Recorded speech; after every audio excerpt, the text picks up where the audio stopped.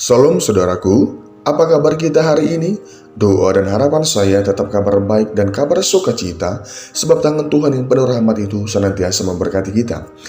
Dalam kitab Keluaran 3 ayat 5 berkata, "Lalu ia berfirman, janganlah datang dekat-dekat, tanggalkanlah kasutmu dari kakimu, sebab tempat di mana engkau berdiri itu adalah tanah yang kudus."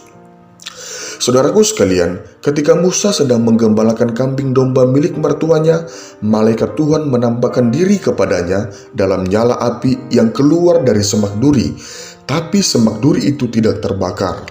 Melihat hal itu, Musa menjadi heran, lalu timbul niat untuk memeriksa mengapa semak duri itu tidak terbakar.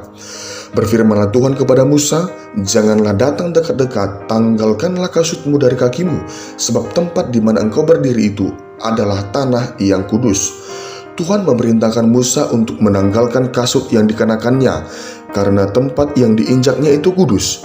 Perintah yang sama juga disampaikan oleh Panglima Bala Tentara Tuhan yang menampakkan diri kepada Yosua saat berada di dekat Yeriko.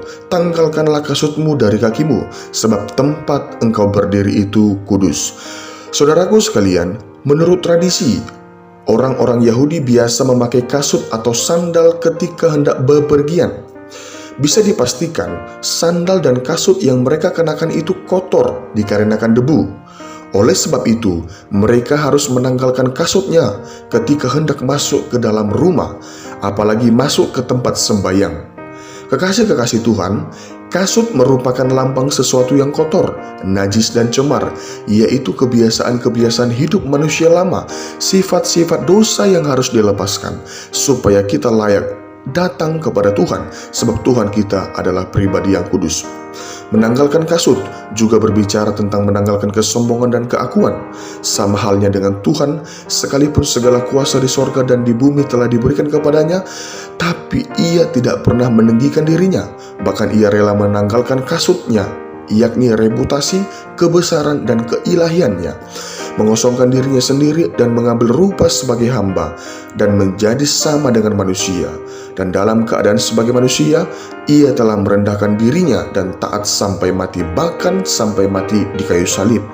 Sebagai orang-orang yang telah diselamatkan, orang percaya pun dituntut untuk menanggalkan kasut-kasut manusia lama yang kotor itu. Maka dari itu, saudaraku sekalian, mari menanggalkan kasut-kasut kita yang tidak berkenan kepada Tuhan. Sebab tanpa menanggalkan kasut-kasut itu, setiap orang tak dapat mendekat kepada Tuhan dan melihat rancangan dan jalan-jalannya. Kiranya firman Tuhan ini memberkati kita sekalian. Shalom.